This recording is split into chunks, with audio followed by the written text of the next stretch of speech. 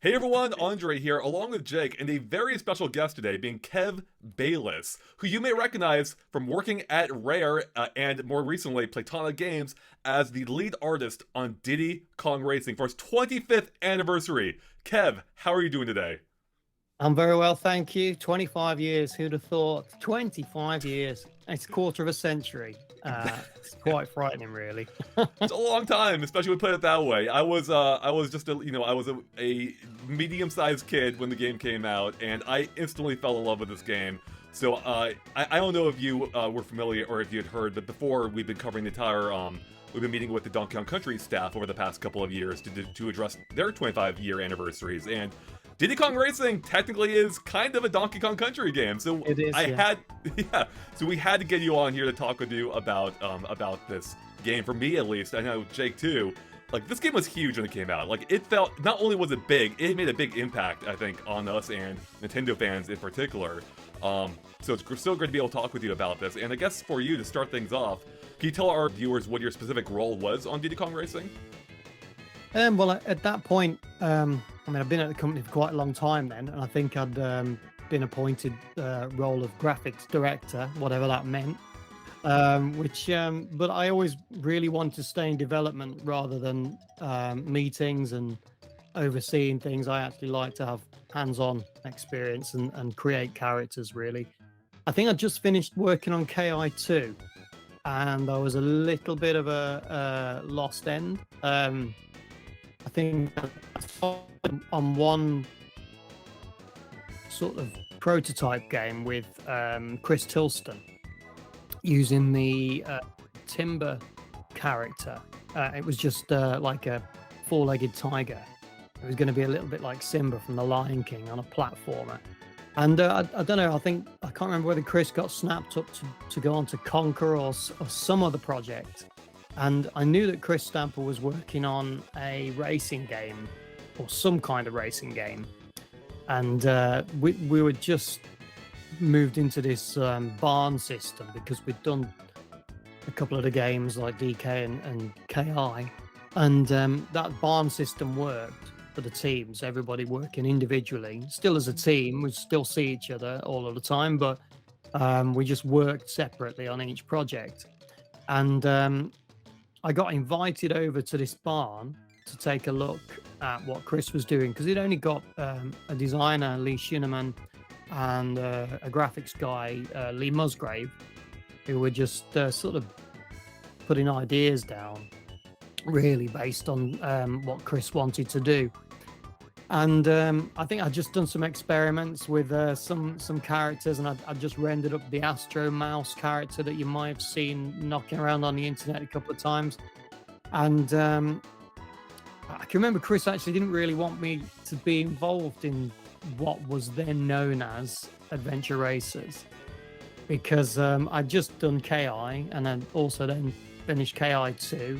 And this little mouse character that I'd done it had a bit of attitude, and it was similar to Conquer, I guess. And it was just a mouse in a sort of Buzz Lightyear spacesuit, and it was making a hand gesture on one of the pictures, which I don't think Chris was too happy about.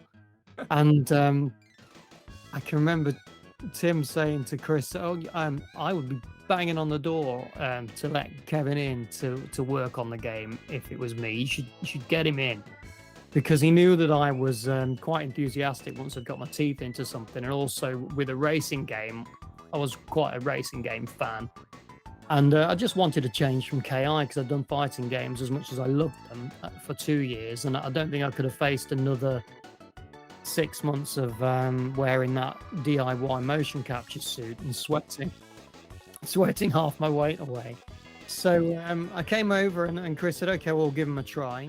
And we just sort of, I took talk with Lee about the design, and I think it just went on from there, and it progressed, as you know, from Adventure Racers to RC Pro-Am 64 and then to DKR. So yeah, it went through a few changes, but I was part of a really hard-working, dedicated team, so I wouldn't want to take credit for making the graphics on the game or anything like that because I was very much part of a team. But initially, there was only a few of us on there, and so we set the direction based on what Chris had put down on paper, and then we sort of grew it really, the three of us.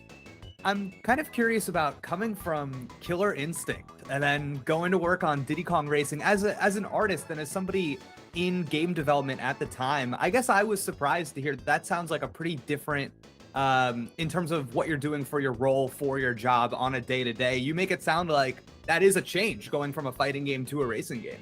We were used to working on different projects, and when I was working on the NES, I'd quite often work on multiple projects and work on a fighting game one point and then a racing game or something like that. So it didn't really matter.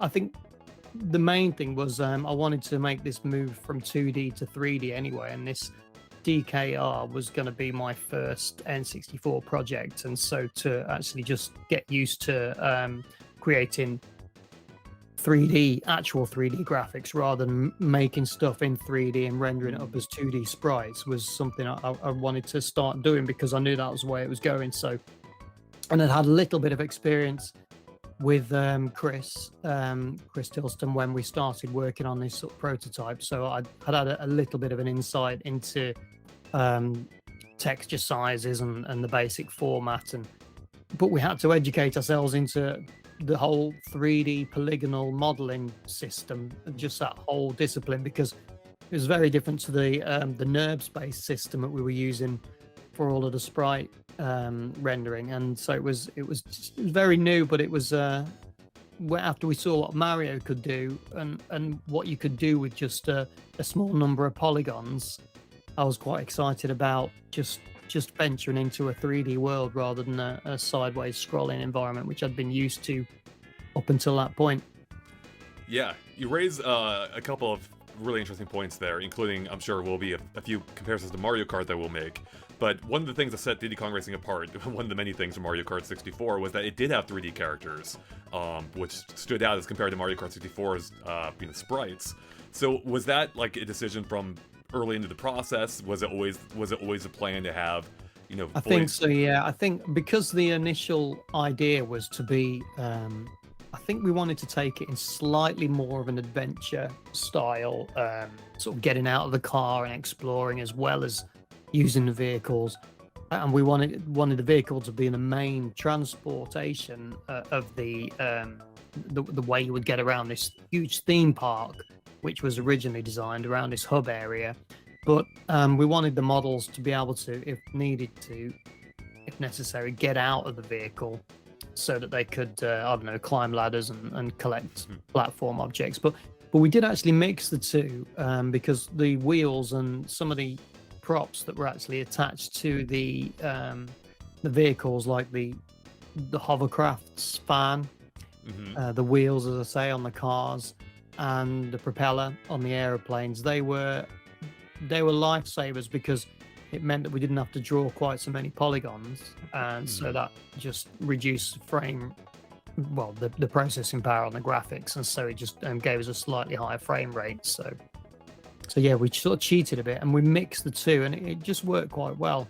So do you find that is more that, just given your career in video games, and since it's been such an area of exponential growth, the whole sector, do you think that is maybe a little bit a lost art in game development now? This idea of trying to figure out ways around problems with the graphics and the storage and things like that now, because things are so expansive? I guess people are still doing that. Yeah. I mean, at Playtonic, we've got some really clever engineers and some really clever graphics engineers now. I say graphic engineer. I used to be called what was termed a graphic engineer. When I mean graphic engineer, I mean a software guy that knows how to program graphics. And so, yeah, there's a lot of clever stuff going on there, as I'm sure there are at many other companies. But no, I think you can throw anything at a video game console now or a PC, and it can do it, and it just comes down to how much you chuck at it. I don't think it'll ever say it can't do it, but to get this game to run with several racing characters, and we wanted the course to be undulated and not a simplistic course, and And to get everything to feel like a 3D environment, we had to just cut a few corners, or else it was just, if you work out how many polygons a wheel is, and then multiply that by 4, and then multiply that by how many, and then you've got to make them rotate. And they always just looked like cubes, because, you know, to get a decent looking wheel, it's got to be fairly rounded. And so that's you're looking at sort of, I don't know, an 8-sided wheel, which is going to look like a nut or a bolt or something like that. And I know that the CRT monitors did us a lot of favors, and they blurred the edges, whereas you can't really get away with that now. But I think it was also fun. I think because we weren't really ready for the quite crude looking polygonal graphics after coming from 3D render stuff that was nice and curvy and all fully textured. We'd suddenly got these really low polygon characters with very basic low resolution textures, and so you had to sort of make the most of that. And it was almost like the wheels were an enhancement rather than a fudge or a bodge to make it work. We thought, well, no, these wheels look better than the polygonal wheels, so they're going on. And, you know, it just worked out really well. I think the silly stuff like the effects that you would put on particles, and they're all sprites anyway. And if you was to do them as a polygonal mesh, then it would just grind the machine to a halt. But yeah, when you've got to do it, you'll find a way. But now I think, as you say, that there's not really too much cause for people trying to experiment with ways of getting around a problem because of the machine's performance. Now it can do it, and it just comes down to whether you want to create some kind of physical visual that is that nobody else is doing. I guess now it's just it's a different game, isn't it? Literally. I kid you not, I was replaying Diddy Kong Racing a few months ago. I played through the entire game, and I was literally sat there just looking at the sprite rotation of the wheels and the propeller and the hovercraft back. I'm like, this looks good. Like, it, as you were saying, the sprite rotation on the wheels as well. Rob Harrison, the software guy, he says, I can do that. Give me a wheel, render it up. And we also made those wheels so that they read really well from a distance. So that red and pink outline. I remember riding around in a little car at a nursery, and the little Tykes machines and all of those kind of baby toys that you would sit in and ride on. They'd rarely have black tires. They'd have bright red plastic wheels with a yellow center, and it just looked more fun. But I rendered like 2 frames of just, if you can imagine an alternate stripe going around the wheel, maybe 1-2 frames, so that the one frame where the dark becomes light, the light becomes dark, to simulate the tread moving around. It's only a couple of frames, and then I think Rob may have even split that sprite into 2, so it was flipped. Oh wow! Vertically, and then split it again horizontally. So it may have only got a quarter of that sprite, and then all I did was render that same animation, and then I had to render it with the camera just rotating from 90 degrees, and they were just, Rob's code just sorted it out, and they scaled, and they worked really remarkably well, because I didn't think they were going to work. I thought they were going to stick on top of the cars, and I didn't realize that the polygonal chassis of the car was going to cover the wheels on the other side. And once you'd seen it move, you just took it at their wheels, and you didn't really look at them and question whether they were sprites or polygonal. I mean, really, we could have done the characters as sprites too, inside the car, and have a little bit more detail and a little bit better frame rate as the characters were going along racing.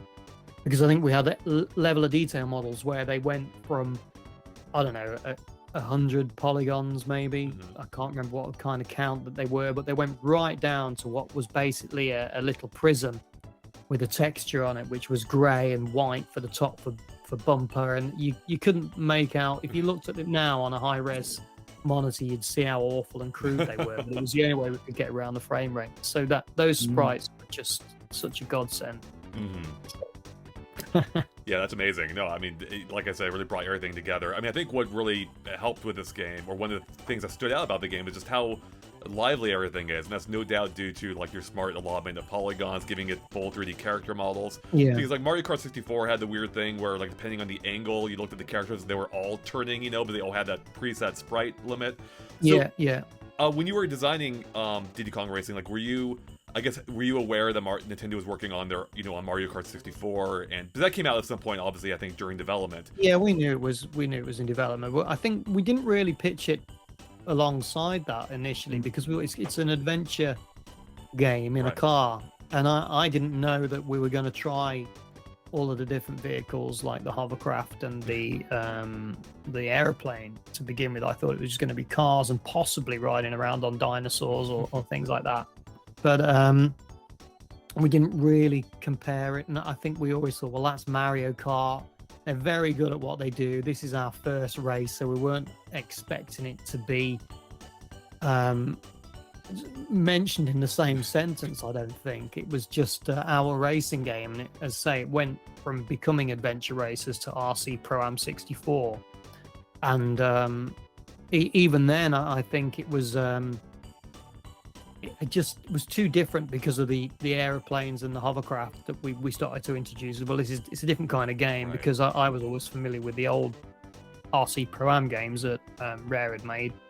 And so, well, you're not actually in the car really, and I think I always saw it as you were racing little, because I think the initial sequence when Diddy comes down and flies onto the island and lands onto the Nintendo Racetrack logo. I mean, Chris Stamper walked past when I was messing around with the editor that Rob had put together, and he'd put this system of curves where I could drop down an effect or a sound effect or trigger a different animation. I could get this car or whatever character running animation, whatever I wanted to do, along a path.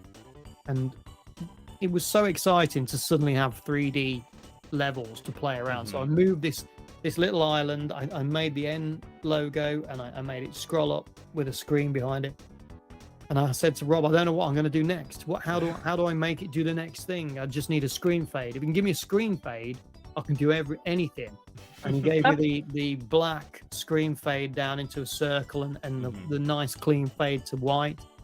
As soon as he did that, I thought, I can do anything now. I can tell a story.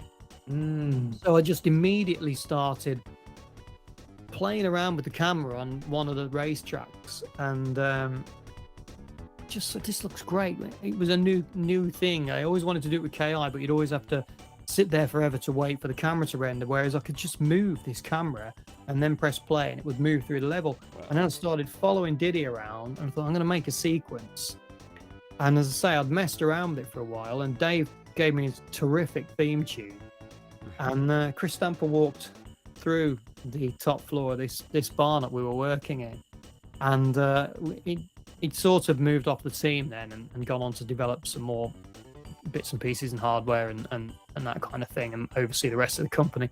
But I'd started messing around with this sequence, and Chris just walked past, and I can remember he just stopped in his tracks and then just walked back to look at my monitor, and he just said, "Look, what's going on?" And I played it for him, and he was just raving about it to Tim later on. He said, "It's great.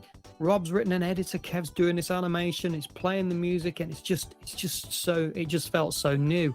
And that ended up becoming the start sequence, and it just gave you more ideas. Like we don't need to have a select screen anymore. Right. We can have.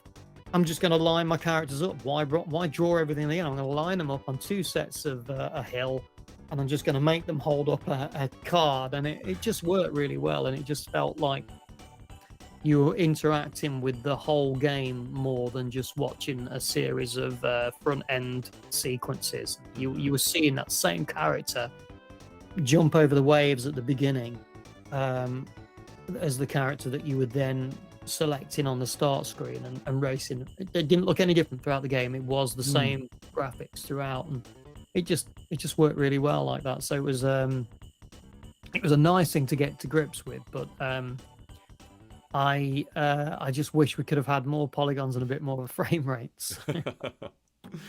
Yeah, I mean, I was luckily I can say the game's still perfectly playable. Even revisiting it these days, it still holds up by and large. Like, it's a consistent lower frame rate, so it's got that going for it. Yeah.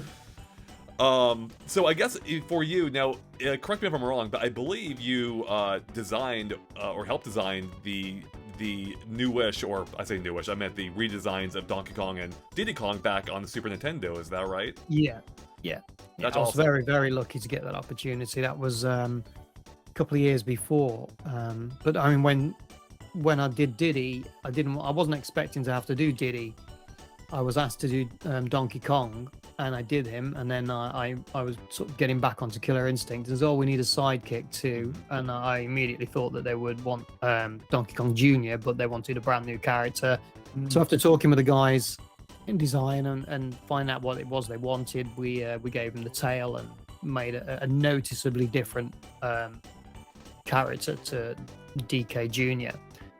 But I mean, he wasn't really earmarked, as you know, for Diddy Kong Racing, and it wasn't called DKR until the last minute. And I was kind of miffed when we were asked if we could put Diddy Kong in as the main character, not because it was Diddy Kong. I didn't like the character. I was really pleased about that, but I just wanted Timber to be the main character because I had a thing about tigers. I just loved them. And so yeah, we also messed around with the vehicles and looking at ways we could change it for Nintendo, and I think we even changed. We had a tricycle in there at one point, and I can remember Pipsy, who was the Astro Mouse character, which I changed the shape of. She was in a little trike, and it didn't work. It didn't feel the same as a car, so we didn't do too much with the design. We just changed just a racetrack with a very nondescript car going around and some different renders of, I think there was a mammoth and a bee character. There wasn't any direction with the story at that point, and there wasn't any IP to solidify the whole thing. And it was, when it came together, I can remember looking at it and thinking, wow, look how far it's come now, and look how atmospheric it is with all of these different amazing tunes and these different themes throughout. So I'm kind of curious about it's crazy hearing this and hearing about this development of an art form. I feel like, because when you're talking about the introduction of dipping to white and dipping to black, it's so similar to the evolution of filmmaking. And then now we're talking about the character design and things with Diddy Kong. And I'm kind of curious, as like an artist working in this industry, when Diddy Kong is introduced, when these things are put out in front of you, is this do you see this evolving before your eyes as a iterative collaborative project, or is there a little bit of, is there tension there just because you are being told this is the next step, that's the next step?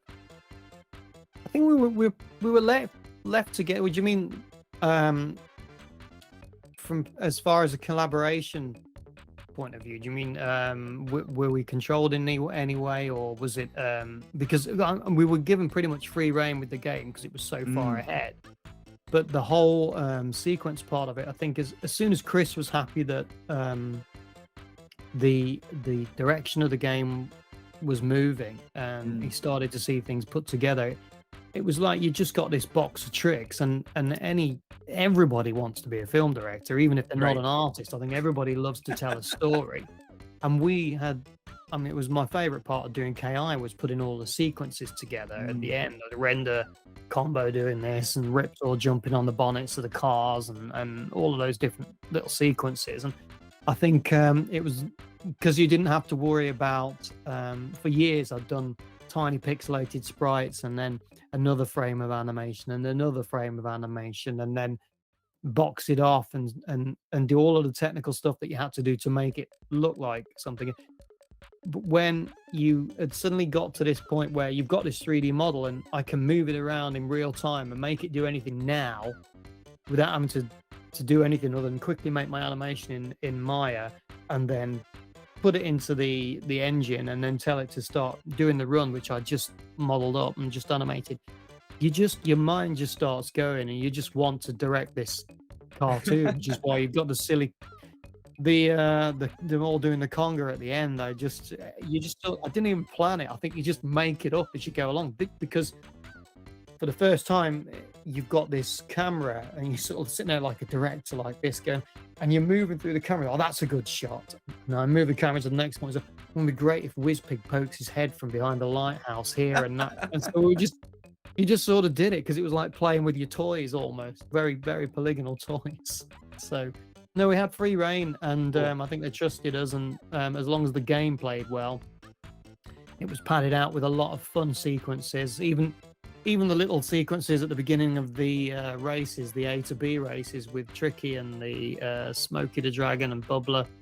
They were all quite funny because this tiny little car would just sort of come along like this, and there's a great big boss fight, and just look cute because we'd not really seen anything like that before, not in a 3D environment. And once you'd sort of believed that these characters were real, even though they were just small polygonal things, your imagination went and you were immersed in that world then. And so you started to, oh no, don't fall off there. And you just play with the characters, and they just had a life because they were in this 3D environment. I don't think you would have got that in a 2D, and I don't think you'd have got it if you'd have used the sprites either. I think you would have always known that it's just a flat sprite. So I can remember when we first started messing around with the hub world, we'd come in at the weekends, and I can remember one weekend, it was a Sunday afternoon, and I just managed to get reverse working on the animation. And I think Bumper, I think they looked over their shoulder as they reversed. Yeah. And wouldn't it be great if the lights came on, the reversing lights came on the car, and we just started messing around with the sprite and telling the sprite not to get affected by lighting. And so when it went under the tunnel, they stayed illuminated, and well, I'll make them go white so they look like he's reversing. You would just play with that and just go and wander up to frogs and squash them that were in the lake, because it was the first time I'd ever got a 3D environment to play around with. So,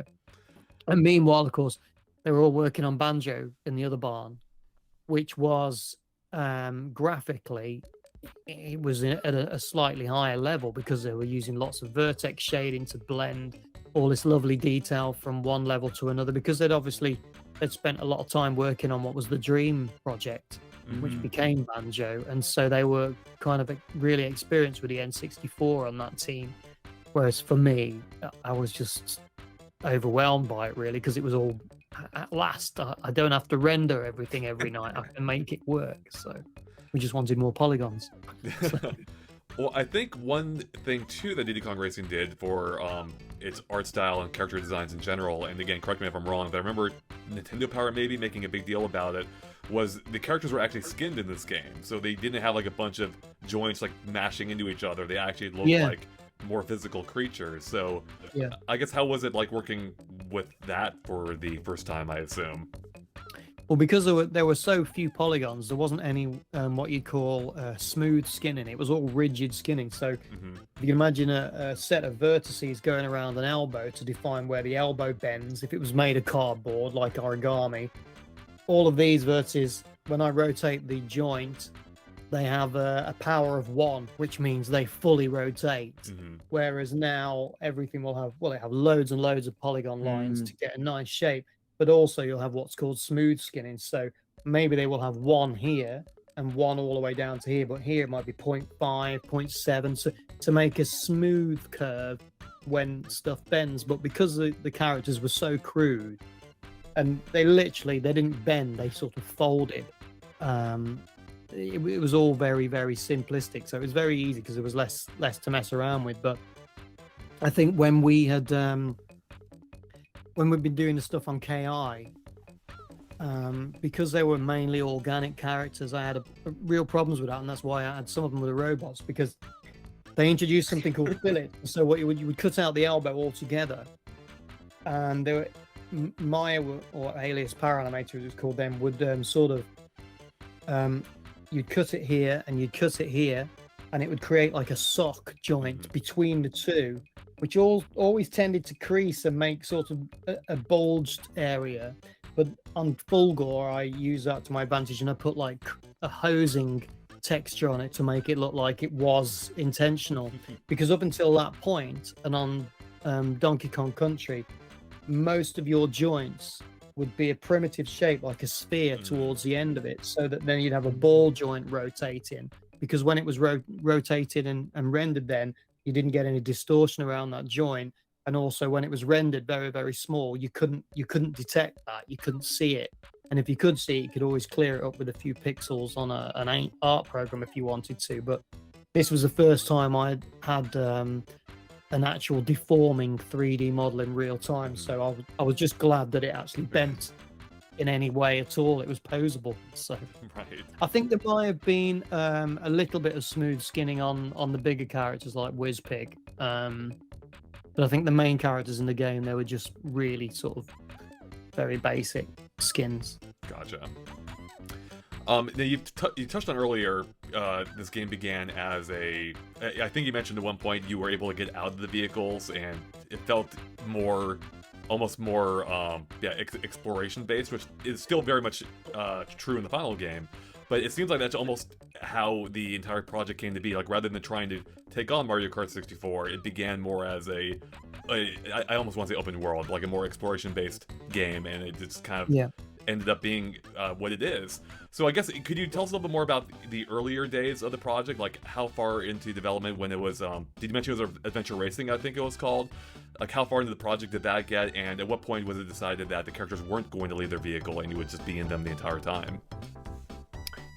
I spoke to Lee, and I think I was the one that was keen on them getting out of the vehicles, but I think they'd already started mapping out the levels in such a way that everything was accessible by a vehicle. And those areas you couldn't access, you needed to get the aeroplane, or if you needed to get across to that island, you needed the hovercraft. And so unless you were going to take it down a Zelda route or a Mario route, and then you start to add jumps and another set of dynamics and controls for the character, it could have got very confusing. So I think the decision was made to keep it simple, we get this vehicle controlling right, and there shouldn't be anything you can't do without the vehicle. If you've got that ledge that you can't reach, you'll use the plane to get that. But I, as you can see, I modeled the characters out of the cars anyway, so you've got a version of them on the podium screen, and also at the sequences that you see at the end when they're all running around, that they actually exist out of the cars. But I think it was more to do with, we didn't really want to have to mess around with coming up with another set of controls if what worked well with the car and the plane and the hovercraft didn't work with the character. I think it could have got quite messy, so we left as it was, and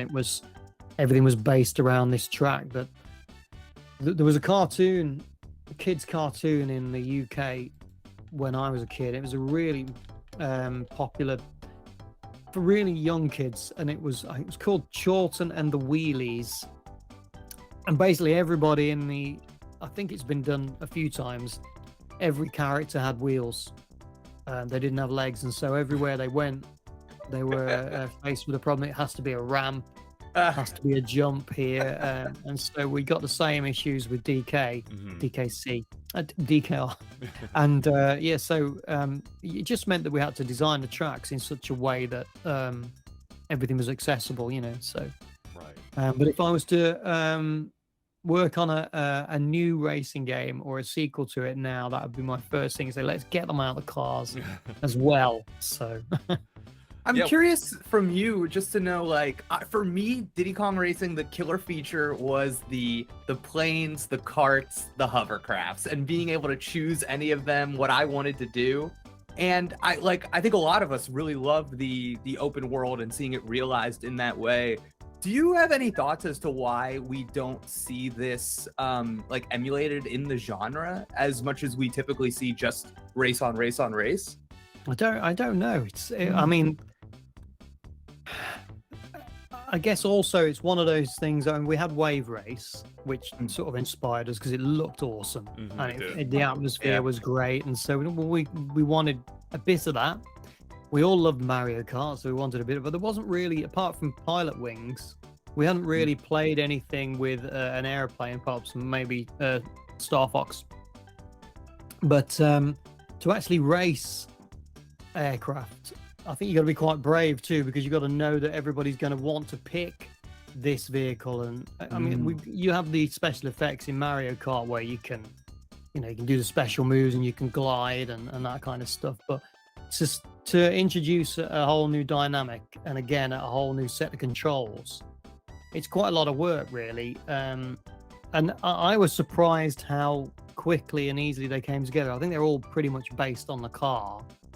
The hovercraft was very similar to the car. It just had a bit more of a you know, it'd rotate quite heavily if you really put your hand down, and the thing sort of spin like that. But of course, it bounced over all the waves. The aeroplane, it was very different, but it just felt so right, and it is strange. Nobody's ever sort of replicated it in any way. But I mean, you've had people take control of plenty of animals rather than vehicles, haven't you? We've seen that plenty of times. But and I don't know whether that always works as well with an animal, even when you're racing against something else. I think it has to be a vehicle that people can relate to, and we kept those cars and the hovercraft all quite sort of cute. And when we said it was going to be RC Pro-Am, I think it worked in my mind as, yeah, it's a remote control plane, it's a remote control car, a hovercraft. So I think you could visualize it quite well. But it just added to that adventure element as well. So you would never about to go up and reach the levels if you hadn't got the aeroplane and all of those extra little games like with the pterodactyl eggs. You couldn't have done that. So it just made it, took it to another height, really. So at what point, or you mentioned Diddy Kong Racing Diddy was a late addition to Diddy Kong Racing. I imagine the title came after that. I guess how was it settled? How was Diddy the one that was the one to be put in the game? You know, why not Donkey Kong, for instance, or the rest of the cast? Can you remember how that came about and why Diddy specifically made the cut and no one else did from the Donkey Kong gang? As far as I could tell, Nintendo wanted to put a product out there that people would have been familiar with, and you know, nobody knew who Timber the Tiger was. Right. Nobody knew who any of the other characters were, and I don't know whether we introduced Conker and Banjo. I mean, we know who they are now, but they were all new characters. Right. And it's a big risk and a big investment to actually just suddenly start pushing this this IP that nobody has ever seen before or heard before, because it was dropped like a stone. It was really sort of shadow dropped, because we said we can get this released this year. We weren't expecting it to come out that year. So when we were given the opportunity and they said, yeah, look, we'll push it, but we need to put somebody in that we are comfortable with.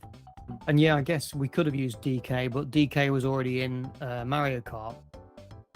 And so I think it was probably a safer option for Nintendo to choose something new that didn't appear in Mario Kart. I mean, because obviously if it didn't work out too well, then it's not going to damage Mario Kart. And also, I think it would also have been odd seeing DK competing against his own game in another racing game. So I think it was a different universe, and I think Diddy fit in really well with it anyway, because he was the same proportion. They're all very sort of cute, short characters, apart from, is it Crunch and probably Drumstick, but they're all kind of little cute characters that fit really well into those cars. And so Diddy was, when I put him in there and I saw him from the back, and then I saw the logo, and I just looked at it and thought, it's done, it's complete. Why wouldn't you like this game? Because we were already excited about it when it was just RC Pro-Am, because as I say, I'd got a sequence with the N, and before I think it was just the N spinning, and then I had this plane sort of coming in onto the island, because we wanted it all to look super tropical because of the nice light blue sea, and we've got this N logo down there, and we'll have an airplane come in and a hovercraft come around, and then we'll have Pipsy in, I think whether she was in a car. But what originally I'd got was the camera was following around the N logo, the Nintendo logo racetrack, and it was following Timber, who was running along with a little remote control pack. It was running along like this, and I'd done this animation of him sort of side running, and he was running around, and the cars were going around the track, and I think the camera was originally watching the cars go around the track, and then sort of panned out so that you saw Timber doing this. And it worked. It works great now. I could see that now, but I think at the time it may have worked really well, but I think Nintendo probably felt a lot more comfortable and safer putting a character out there that people were familiar with. So, Right. and I got to get another of my characters as a title. So Yeah. I mean, that's gotta be cool. Like, I have a similar plush to you in the background of Diddy Kong right here. It's such. This is from the Nintendo Power catalog back in the day, super long ago. But that's gotta be cool to see a character you created, like, show up, as a title character a few years later, and still have, and still be enjoyed by people all over the world to this day, over 25 years later. I know, it's lovely, and I think he's even made it into Smash, along with, I think Rash went into Killer. And, I've been really, really blessed with that, because I had Ki, which the characters I created anyway, and then they had the guest Rash character from the Battletoads, which was great, and so I just want Timber to be somewhere. Yeah, he needs his own game. So if Timber were going to appear in a game now, in a contemporary video game, do you think it would be a racing game or would it be something else? There's a lot you could do with that character. As I say, the original prototype that I was working on with Chris Tilston was very different, because there was a picture of it somewhere. It may even be floating around on the internet. It was very, very low polygon character of Timber, but on all fours, with his baseball cap still, but it was much more of a four-legged based platformer, so it would be able to behave in a different way. So that's how I originally envisioned him. But I don't know, it might seem a little bit odd to put him onto four legs now, so I don't know, maybe it would be a good contender for a fighting game. That'd be, hey, I'm down for that. Then, because it was almost it was the protagonist in Starfox Adventures before it became Starfox Adventures, before it was robbed by Saberwolf, and then Fox McCloud. Fox McCloud. Yeah, all these poor characters are getting sidelined immediately by their more famous brethren, I suppose. Like poor old Timber's just the placeholder character. Oh, poor Timber. But at least he made it into the final cut. That's so. true. And that's why I just did a poster. I don't know if you saw it on the internet for. I'm doing a show called Retro Messer in Norway next week, and to celebrate that, they asked me if I could do a poster for that. It's a retro video gaming show. It's a great show, and there's a few of the guys from Rare going, and so we'll probably have a little chat about Diddy Kong Racing. But I did a picture, and I just made sure that I put Timber right in the foreground in the Hovercrafts. So yes, if you have a look at that online, you'll see him. That's awesome. I'll take a look at that for sure. I think there's even like remnants of like Timber's original prominence, because I think the story is, I could be mistaken, it's been a long time since I read the story in the instruction manual, but I recall it being Timber sending a letter to Diddy, I think, asking for help on the island. I don't remember. Yeah. I forget the details specifically, but it leads to my next question is, do you remember, like, you mentioned when Diddy joined the game, like, that's when it felt complete, but how did anything else change about the game, or was everything else, like, content locked? Like, did the title screen change much, for instance, or it was it was quite close to completion. It wasn't done, but I can remember, say, Tim came in and says, can we just try a few other things? Because I knew Nintendo had come and they wanted to take a look at it, and that's when we tried, we'll also try the different vehicles for each character as well. And so we tried the trike character, which it didn't really work, and I think also if you give too many different vehicles in there, it would have I think added confusion. Really, you needed to just know those three vehicles, and it didn't look like it would behave the same as a car. It could have been an idea, I don't know whether it may have been just to set it apart from Mario Kart so that it wasn't a kart racer, and maybe we'll try them on bikes, but I think we had enough going to differentiate it from Mario Kart with what we'd got. And I think when Nintendo saw it, they went, no, it's great. Can you put Diddy Kong in there? So it was nearly done. We were just trying a few things towards the end that didn't really affect it. I just had sequences to do, say, Whizpig and the sort of little party sequence at the end, and then the race on the moon. But the game was pretty much done. It was just, let's add this extra character. Nobody got taken out. He just joined the crew. Yeah, well, and the other character, of course, I think a lot of people forget about is TT. Right. Which was, he's a lot of people didn't know what he was. We called him TikTok. Funnily enough. Oh, that's what it stands for. Jake was wondering that earlier. Yeah. We were talking about this before, Kev, because just so you know, TT, is that one of your designs? Yeah, all of the characters apart from Conker and Banjo, in DKR, they're all my puppies. Kev, TT, when I was a kid, that was my character. I was obsessed with TT. I can't remember whether it was actually called TT because it stood for time trial or TikTok. Can't remember now. This was I like the idea of this being the original TikTok. Forget the app. This is where it started with TT and Diddy Kong Racing. He's way better than the app. He is. 100%. So, kind of touching on this whole point, like I think Diddy Kong Racing, perhaps inadvertently, is almost like one of the original like big crossover games. Like you had characters that were coming up in their own games, like Banjo, Conker, even Crunch. You know, is from the Donkey Kong series, and of course Diddy as well. How did that come about? Were you guys looking at other Rare characters? Like, oh, we have these projects coming up, we can include them. Like, do you remember the discussions around that and how that all happened? Well, we had got other characters we wanted to unlock. We got the mammoth character, which became Taj anyway. Well, he was an elephant, but he was originally a hairy mammoth. Oh, wow. And when you did those particles on a render, and they looked great, but they didn't ever look quite the same when you rendered them out as a very cheap polygonal model. So we changed the design of him. And there was a bee character, I remember, but I think we thought, well, we were going to add some more characters and have some unlockable characters, but so we've got other characters in development here, in Banjo and Conker, and they just fit. They were the right color palette, they were the right size and proportion, and so I just took Stephen Ed's model of Banjo, and I just did my own version of it, and sort of very crude, clean lines, so it would fit into the car.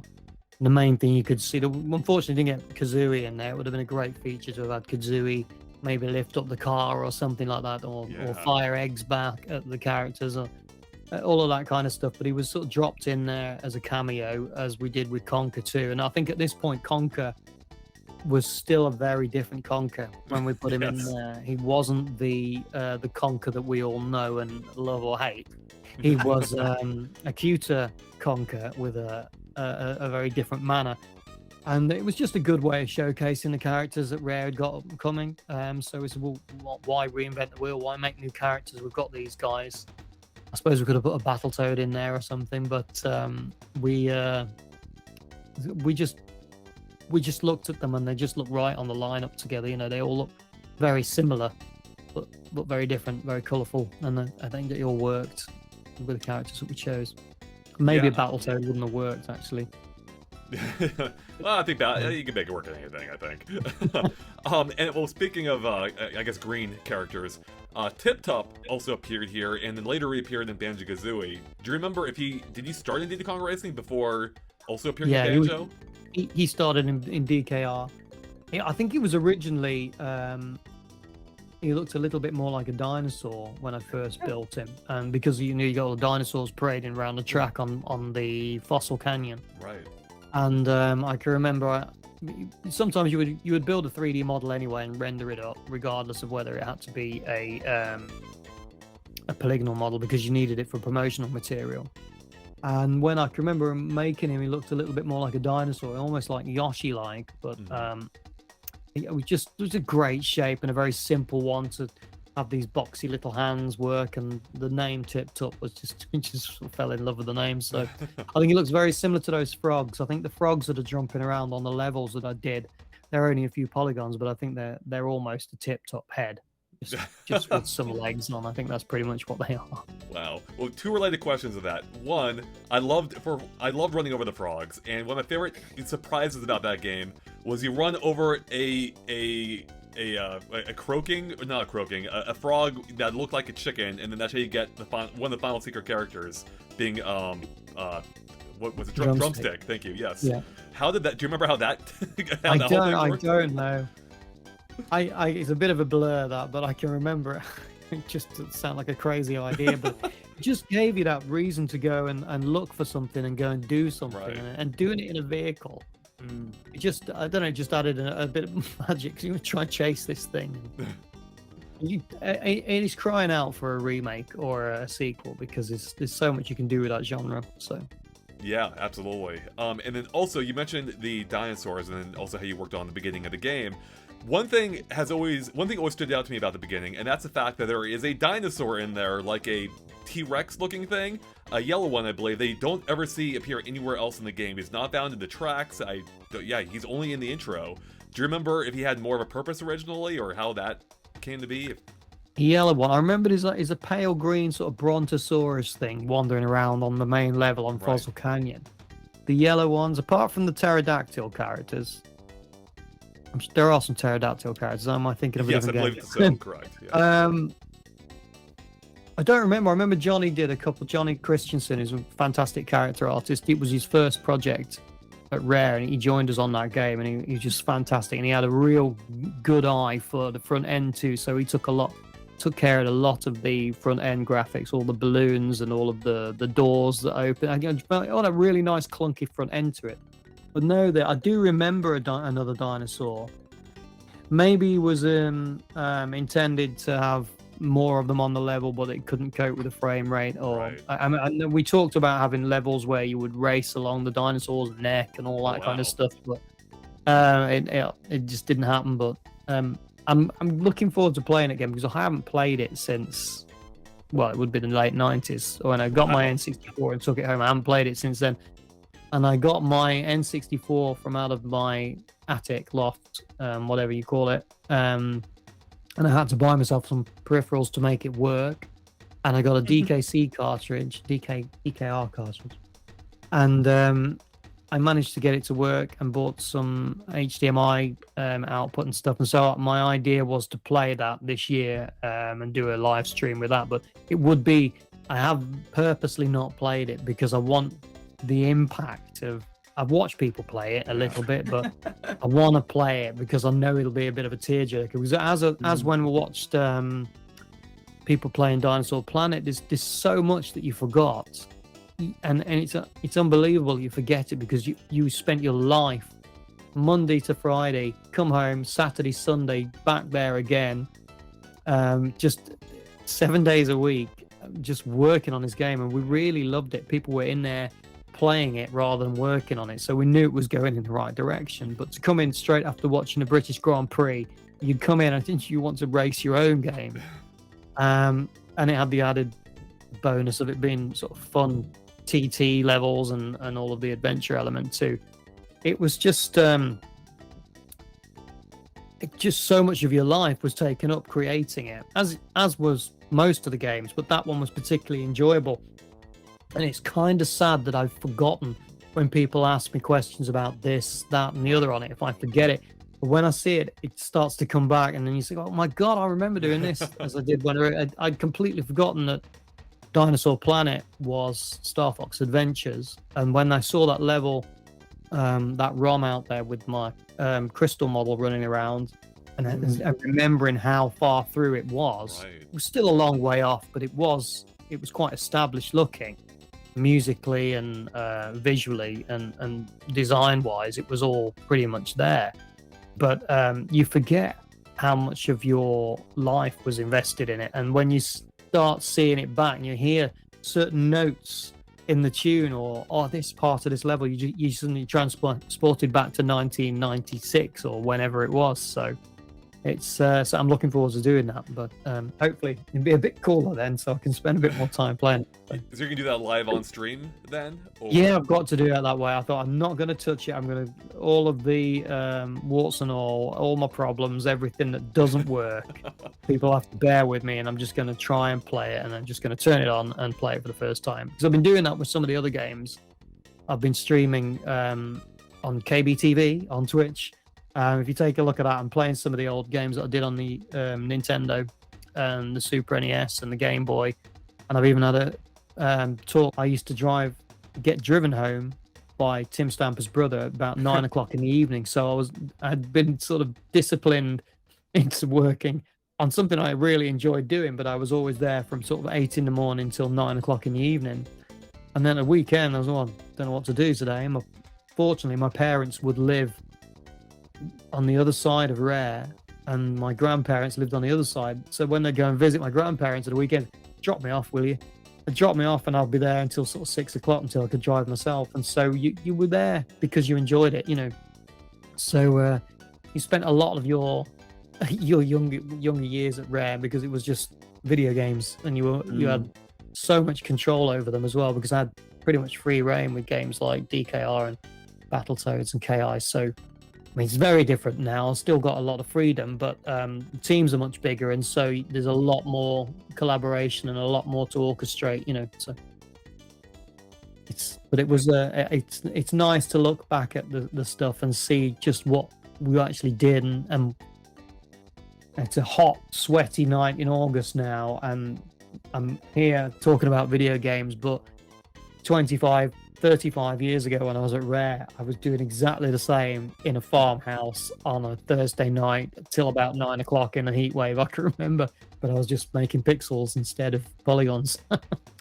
Yeah, that's amazing. Yeah, and you know the impact it made on, you know, Jake and myself, and I know everyone watching this video. Like, it was such a fun game back in the day, and it still holds up even now, as I said, revisiting. It does, yeah. It does hold up very well. So one of the thing about Diddy Kong Racing 2 is you didn't just design the characters, but you also voiced a lot of the characters, right? I think you did Wizpig's voice earlier. Wizpig, Wizpig, a little worm. Yes, Wizpig, yeah. That's it. That old one, yeah. I keep doing that. You can't beat me. That one. Oh my god, that's on point. I think I did Bubbler. Oh, the octopus, right? Yeah. Jake has thoughts about the octopus. That octopus, man, that boss is hard. That one always gave me a tough time. I'm not quite sure who did Tricky. I did the Tricky in Starfox Adventures, but I don't think I did Tricky in DKR, which was father of Tricky or whoever it was, or maybe it's from another far away in another galaxy, and it was a Tricky all grown up in a parallel universe or something like that. I don't know, but it was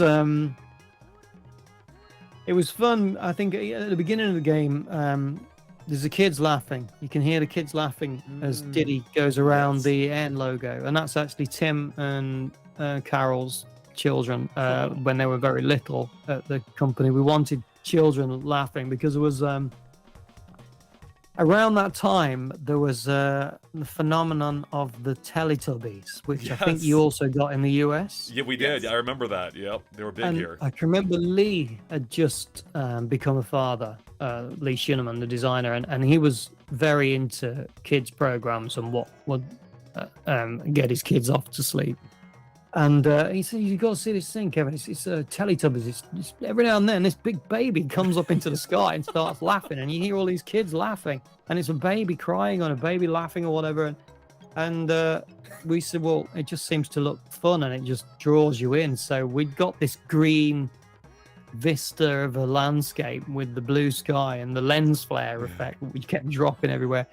So we said, "We'll have the children's laughter as well." And so we took Joe and Kimberly into the sound booth, which was like a do-it-yourself sound booth at the time, full of Army and Navy surplus blankets in a booth which you could have suffocated in.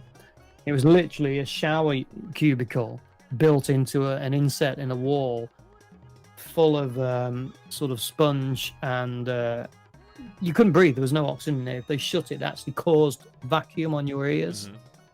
So you could have been left in there to die. But we got Dave and I. It was actually because I've always done a little bit of singing and some of the voiceover on some of the other stuff like KI, and I'm good friends with Dave. So whenever there was somebody we needed to coax into doing some kind of vocal, I would often get into the sound booth with them and say, "We need it to go la la la la la la la la la," and so we got Joe and Kimberly to sing that la la la la la la la la la tune, which if you sit there on the hub world, you can hear it starts to come in and out. That's actually the two kids, and they were very out of tune, but it's what gave it its charm. It was just wanted to sound like kids. And then we also got them to chuckle and laugh at the beginning, so when the plane went around the logo, you heard that too. So that's amazing. I wanted to ask about that. That stood out to me revisiting. I'm like, oh right, I forgot there's like kids laughing and singing everywhere, and I was So, do you remember, like, was there a particular reason for? I think I could be misremembering, but I think they only pop up at certain parts of the hub, like within specific music tracks? Like, do you remember? Was there any reasoning for that, or was it just like a fun little touch to add to the music? I think there was some. It was quite new. Dave was experimenting with, you'd got audio emitters, like where the waterfall was. You could hear the water as you go close to it, and it was the first time we could really play with sort of 3D sound. And so we tried to take that and do the same sort of thing with the music. So if you go to different areas, then you might hear a different instrument coming in. It was a very early way of doing it. And I don't know whether that is whether there was different stuff going on the level, but I'm sure that it was based on where you were. I can't remember. As I say, it's been 20 odd years since I played it, so that'll be one of those things that, because obviously the kids are going to sound exactly as they did when they were kids, whereas now they've got grown up and got their own kids. So circling back to when you were voicing some of these characters, was this the first time you had voice characters for a video game, and what was that like? Because it, like, to me, like, it sounded completely natural, not like, someone who isn't, I imagine, a professional voice actor. It just works perfectly for the game. So professional voice actor. It's funny because the first sound that we ever recorded as a sample, I think, when I was working on the Battletoads arcade game with Chris Sutherland and Greg Mayles, I think we could just afford to have a bit of audio sampling, and so we'd got Rash going yeah, and all that kind of stuff, and saying their names, and maybe they'd do the groan as you kick the pigs out, and we'd slow that down, and that was very, very tiny bit of sound. And when I hear it now, it sounds really good. It's all compressed, and it sounds like a proper video game effect. And for me, because I wanted to work on a fighting game, as soon as you get an impact, a natural sound like a proper punch sound effect or a vocal in there, instantly you've got some kind of impact when one character hits another. And so when I started working on Killer Instinct, I was doing karate at the time, and I was the brown or purple or brown belt or something like that. I had to give that up because I was always injuring myself when I was coming into work, and Tim said, you've got to make a choice, video games or karate, Kev, because you're off an awful lot. And I can remember coming into crutches one day and saying, yeah, this isn't fun. So I gave that up. But when we're all doing all these competitions, when I was doing karate, you'd always make what they call a ki, if you've ever watched The Karate Kid, which I'm sure you have. And so there's noises that you would have made. And I can remember we did the KI first characters, and we got the demo working. And it all looked great, but it was missing sound. It didn't have any proper sound. We had some music, but until it had that punch and that yeah sound, it wasn't going to feel like a fighting game. So we got this tape recorder, and it was like a proper little, one of the cassette. It was just cheap in this sound room. It wasn't even a booth, and this is when we decided we needed a booth. And I can remember we started recording, and I started going yeah, and doing all the things that I would do at this Birmingham-based karate center that I used to go to. And I can remember the guy saying, "Oh, you just sound like a regional. You just sound like a Brummy ninja," and it was enhanced by the terrible quality. It sounded like it was in a bathroom because it was just a microphone picking up all the room acoustics, and me going yeah, and it just sounded terrible. And so that's when we had to build our sound booth. But I was determined to do these voices again, and we got some sound effects from all these CDs that we use, all these stock CDs. And I think Robin Beanland had joined then, and he started experimenting with different sound effects for full gore and stuff like that. And we mixed pigs with electronic sounds to create full gore, and it all worked really well. But I did Jago, and it sounded so much better when I lost the Birmingham accent and didn't go yeah. It was a little bit more of an American accent. And then also I started messing around with different substances in my mouth to create sound effects for people like Glacius, and I had yogurt in my mouth, so I'd make the sounds for Glacius. And I think I did the same when I did Bubbler. So but there was very few people that wanted to get involved in doing that. And also I think because I'd done the moves and I'd done the animation, I knew exactly what I wanted, or I knew this punch because I was a big fan of Street Fighter 1. And before Street Fighter 2 came out, I went to the ATEI in London, and I was the only one at Rare, of this handful of staff at Rare that liked it. And I said, it's brilliant, because I paid so much attention to karate. I said, when he does this, he makes a longer cry, and when he does this, he goes, oh yeah, and then when he does this, it's a big boom. And so I knew that in KI, it had to be a snap punch and then a sound effect from the voice that would also marry up with what the move was. And because I'd animated the move, I knew how long it was lasting. And so I just sort of got into the habit of always being the one that did the sound effects. And if I was going to animate, say, Wizpig doing the sequence, I know what he's going to say. You can't beat me. So now I can make him go and just do all of this. I even tried to get him to do this when he did a wig.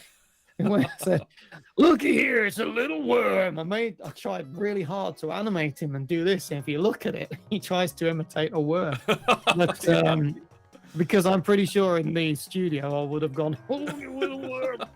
So, but yeah, it's fun. And I still do it now. We still do it Playtonic. And I still love doing it with Dave when I'm doing the vocals on the Salamandos stuff, and when I'm doing music for him, or as if we do a game, or if we do any more sort of more interactive stuff, I'm pretty sure I'll always do it. I've got a gig this Saturday actually with Dave. We're doing some music, so I need to rehearse a little bit.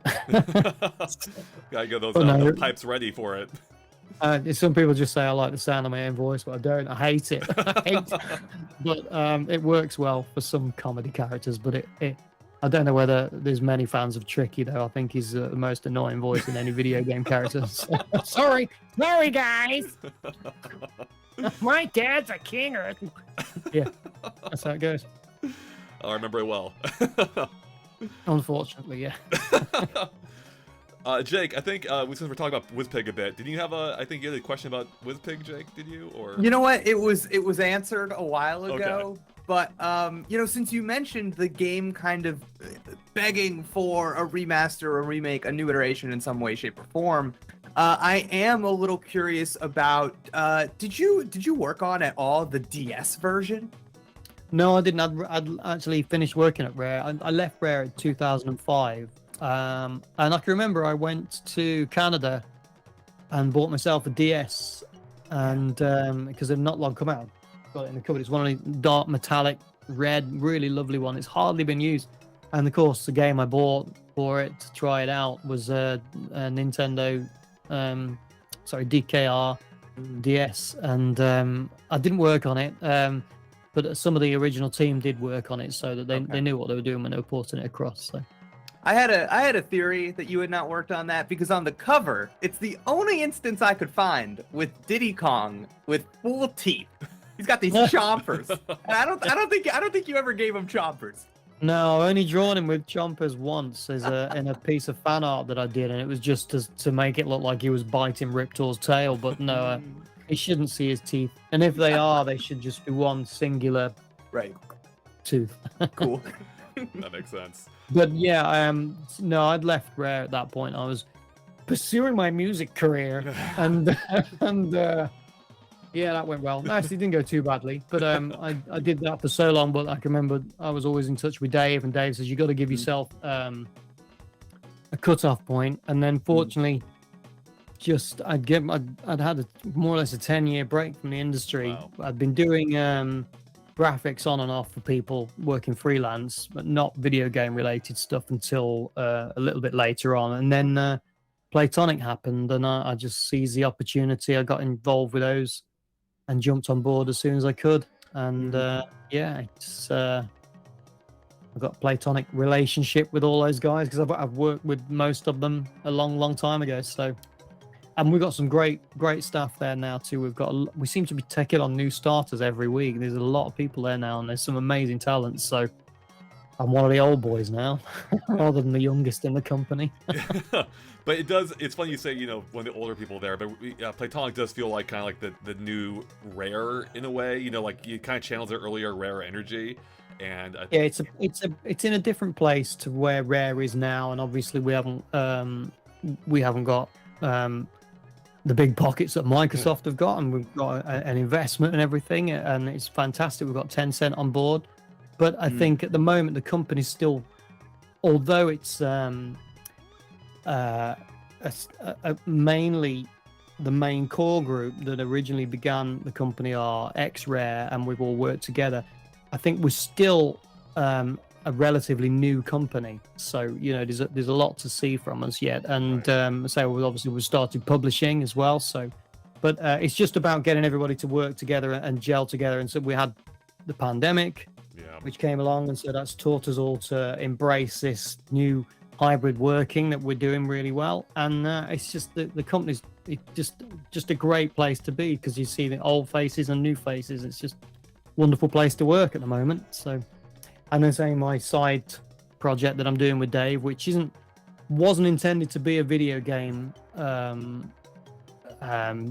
deck or pitch or anything. It was just Dave attends a lot of these shows, a lot of the retro shows, and because I like doing the music with him, he invited me along, and we said, we're missing a trick here. We should be singing our own stuff and writing our own stuff, and that's how the Salamandos project started. But it's sort of, now that I've turned it into a comic, I've begun building 3D models, which are going to make it easy for me to draw the comic. And so if you've got 3D models, you're one step closer towards making a game. So you've got all of the pieces in place, but we haven't got the time to manage or put a game together, that's for sure, because we both work full time.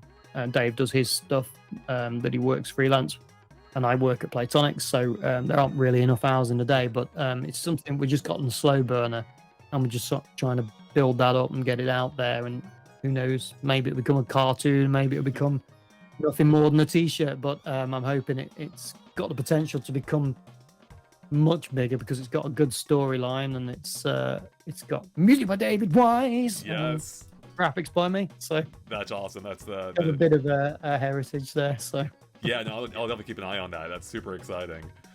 So we touched on the idea of a sequel a bit here, but there was a sequel, almost like a spin-off sequel, teased way back for the launch of the GameCube, called, I think, Donkey Kong Racing. Did you have anything to do at all with that project, or were you aware of it at all? What year was that? Because I think I would have still been there, but I may have been working on Perfect Dark Zero. It should have been 2001, I believe. Yeah, it was. It would have been moving along in the background, and I can remember those last few years were a bit of a blur, because I was very heavily involved in PDZ, and also Star Fox Adventures. But I do remember seeing videos of it. I'm sure it was shown in Seville. May have been shown. There was a show in Seville, and I can remember having to build a Joanna Dark model, and she sort of walked along and sort of brandished the gun and everything. I'm sure there was some footage of that too that was also teased there, but I didn't have any. That would have been definitely Lee Musgrave, who was one of the original guys that was working on Diddy Kong Racing. So if I remember correctly, anyway, that's as far as I do remember. Gotcha. There was a lot of games in development around that point, and at that point in time at Rare, I was moving more out of development aside from working on PDZ, and so there was a lot of different titles going on in different barns, and we would go and oversee them all. And so there was so many on. There was just as many that got released as got cancelled or evolved into something else. So I do remember it, but I wasn't involved in developing it directly. Okay. Well, I guess on the idea of a proper sequel, then, you've touched on it a couple of times. I guess, is there anything you would want to see yourself in either a remaster or a proper sequel to Diddy Kong Racing? Do you think it could happen, for one? And if it did, what would you want to see? I'd love to see it ported over to Switch. I think it worked really well on Switch. As far as the game, it'd just be nice to get the band back together, but I don't know where the IPs lie with Nintendo, Microsoft with that, so I don't know whether it's a sort of crossover thing. But I mean, I could chuck out another 10 characters and but it's just I think if Nintendo have got any plans to do it, I don't know whether it might be something they shadow dropped as we did, because it could be something that's in development. You never know, do you? Really? So there's been a lot of teasers about and people asking about it being on Switch. So maybe that's coming. That's all I'm hoping for, at least for the moment, just for the 25th anniversary. So, yeah, I'm hoping that they're doing something along those lines. Yeah. Because we ourselves on our own content see people asking for it constantly, like, hey, where's Diddy Kong Racing? You know, why isn't it here on Switch Online yet? And it seems like one of those that needs to, you know, be on there. And luckily, Nintendo and Microsoft have pretty good relationships. Hopefully, the Xbox characters like Banjo and Conker now wouldn't be a barrier to that. It'll be great if for Christmas there was an N64 Mini and they secretly ported all these games over, and they're all running perfectly. So. Speaking of companies real quick, one of the things that stood out to me about Diddy Kong Racing revisiting it is there are rare and Nintendo logos literally everywhere in this game. Like on walls and like floors. Do you remember why that was or how that it came to be? Well, Nintendo were we partially owned Rare, didn't we? Between us, Nintendo and the Stampers, it was a joint thing. So I think just with it being a racing game, I think we and I'm coming from watching Grand Prix on a Sunday. The one thing, it didn't seem complete without having advertising boards everywhere. And so, what's the first logo you're going to put on the racetrack if you can put it on there? It's going out on that system, so may as well utilize that cool logo and our own logo. So yeah, I think that was probably partially why. But yeah, we got a fantastic relationship with Nintendo then, and so you know, we were sort of a bit of a team. So I think we would always use their logo if we could. Yeah, makes sense. Jake, do you have any other final questions? You know, I guess after listening to you for a while now, I guess what I want to say is just it might seem weird to say this after 25 years, but as an artist, congratulations, like for real, for having made what I think is one of the seminal works of the genre, and to be able to look back at it now, I can only imagine the amount of fulfillment that must bring to have something like that out in the world that you know, like impact is like a core memory of like my literal childhood. That is so cool, and I just really appreciate you talking to us. Yeah, so congratulations. I've heard a lot of people say that. Even my brother, if I give my brother a game, and he was always very sort of dismissive of what I did when I first started working in video games, and we didn't have a great relationship. But then when we got a bit older and I bought him an N64 when he moved into his own place, and I bought you this, and I've also bought you our game, and I also bought him KI because it had the KI, the Killer Cuts on his Super Nintendo, and he'd be impressed by the garage style music on the CD, and then he just loved racing games anyway. He had his PlayStation, and he would always play Colin McRae's Rally and that kind of thing. And when we gave him Diddy Kong Racing, he was just really impressed with it, and I think he even bought all the other controllers. So I knew if my brother liked it, then a lot of people probably would like it. And as I say, we knew that when we were playing it, it was fun to play when we should have been doing other things. We were getting so into trying to beat each other on time trial or even play on 4-player. It was just a fun thing to do. But the whole team really proud of it, and should be really proud still after 25 years, because it was a very sweaty summer because we're in this barn which was 32 degrees, and I was working, and Steven Stamper was cutting holes literally where I'm drawing this circle now, and my monitor was be here. I can remember a hole, sort of like a cartoon fashion, being cut through this wall, and it just sort of popped through, and Steven was putting this Expel air fan in because the thermometer on my desk here said 32 degrees, and it was roasting hot in this tin barn upstairs that we were working in. And they worked very hard, and everybody, we couldn't have done it single-handedly, and it wasn't until we got a good team of people together that we were able to, that all had a shared love of racing games, that we were able to make such a good, I'd say it's an iconic game. It's not Mario Kart, it's a different game, but it's still a classic, I think. And it just dared to go in a different direction, and it did it really well. And I think it deserves a reward for that, an award for that. So it's it's rewarding to see it after 25 years and people still talking about it, not because it's 25 years, but because it's 25 years and it's good. Yep. And the only thing that may have let it down in any way, which I think most people saw through, was just the fact that if it could have just ran a little bit faster, you'd play it now and it would hold up extremely well. But it just needs that extra boost performance-wise on the N64, because we were just drawing that much extra.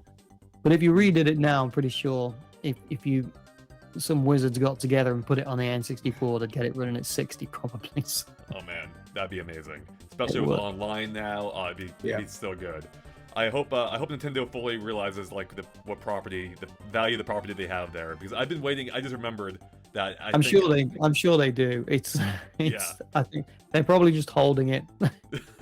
That could be. But I just remembered that when you beat the game, it even teases to be continued. I'm waiting now, 25 years later. Also, why compete with Mario Kart? Your own. True. You know, I mean, Mario Kart has also evolved quite a lot, hasn't it? So it's but it's still, I think they're a different genre because of the different vehicles and the adventure elements. So it's there still, and I'm sure we'll see it again one day in some shape or form.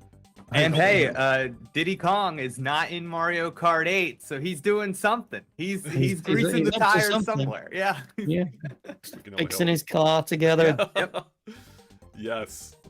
All right, Kev, thank you so much for joining us today. Do you have any final words for our audience about where perhaps they can follow your upcoming work at, or anything else you'd like them to know before we fully wrap it up here? Yeah, well, I'll give you a link anyway, so you can use, but you can follow me on Twitter at Kev_Bayliss, and then I'm pretty much posting most of the time everything to do with Salamandos, which is a project that I'm putting together with David Wise under our tiny little company DK Creations Limited. You can check out our dkcreationslimited.com site for more information about that. And also, if you want to catch me on, well, I did three times a week, I stream either old video games that I've worked on, or just some of my favorites like Double Dragon, that kind of stuff on the NES. A lot of retro stuff, or I do art tutorials. I'm actually just streaming the art as I draw it or model it at the moment. So maybe some people that want to learn how to do video game graphics can also pick up the stream and just they might find that interesting too. So absolutely, and you'll find links to all that in the description below. And of course, make sure to keep an eye out for Kev's upcoming, or perhaps already aired, I'm not sure when this is posting, but your stream of Diddy Kong Racing as well, which I'll be tuning in for. But that'll be on that'll probably be October time, I think it was released, so that'll be on Twitch TV, KBTV, Kev Bayliss KBTV. I'll put a link in the description anyway. So perfect, there we go. Kev, thank you again so much for joining us for the 25th Thanks for asking me. Absolutely, it's been a ton of fun reliving my childhood memories with the awesome game you helped create. So thank you for doing that, and thank you for joining us today. Brilliant, thank you very much. It's been good talking to you, and I'm looking forward to playing it again later on this year. So same here. I'm gonna play it again myself. Thanks, guys. Right. Thank you.